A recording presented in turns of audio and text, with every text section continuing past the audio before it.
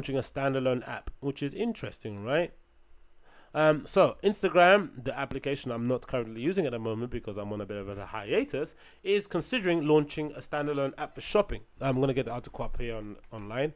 Again, I'll link all these articles in the show notes so you guys can check it out yourselves.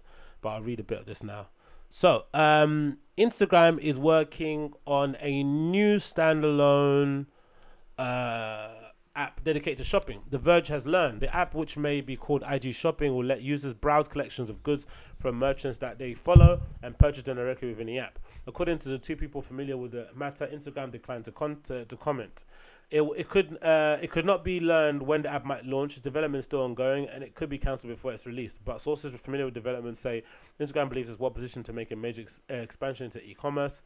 More than 25 million businesses already have Instagram accounts, with 2 million of them are advertisers. Facebook Chief Officer Sheryl Sandberg said in the company's most recent earnings call, 4 in 5 Instagram users follow at least one business, which is interesting.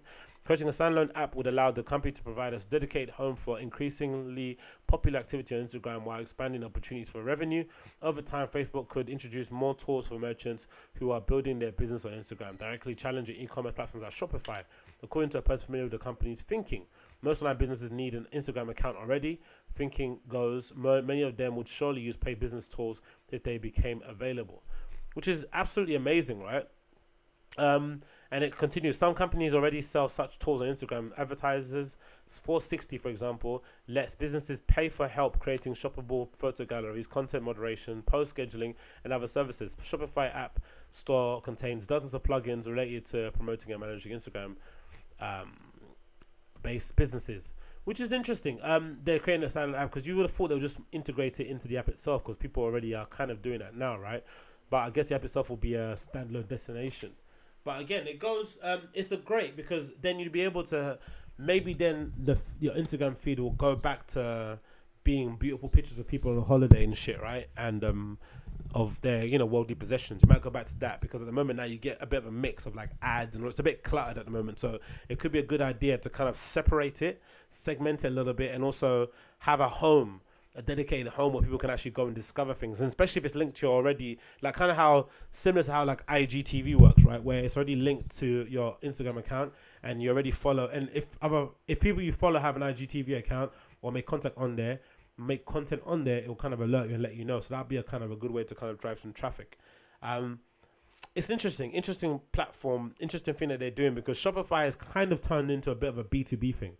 It's not something that's a bit front facing as Big Cartel was, for instance. A lot of people are kind of using Shopify to build their online stores, but kind of hiding it way in the distance. So if you go into most online retailers and you right click on your mouse and you click view source, you can usually find the Shopify code in there, but it's buried deep into the CCS code.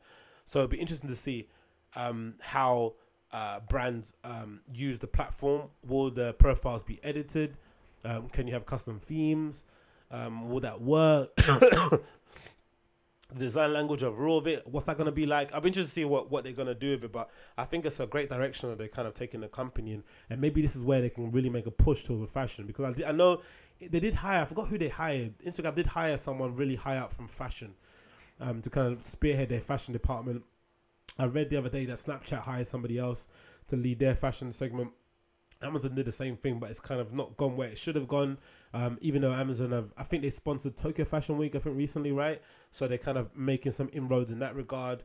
So I'm interested to see what happens in the next 5-10 years with the app overall and how people use it. But again, if you're a small business owner or you're someone that wants to hustle, wants to flip some items, Instagram is probably one of the best platforms to do so. It's so visually rich. People usually have their Facebook and all that sort of accounts linked to it. It's such a powerful tool to use Facebook advertising with Instagram because you can target people directly and give them directed content. You could just speak directly to your customers and kind of sell direct to consumer without the need of having any sort of physical warehouse or anything. So that's an amazing opportunity, I think, overall. Again, like I said, once I make my return back to Instagram, it will be mostly on a business entrepreneurial tip, which should be interesting to do. But yeah, so I saw that and I thought that was interesting. What else on my list? The artist Black never got paid when he was signed to Flow Rider.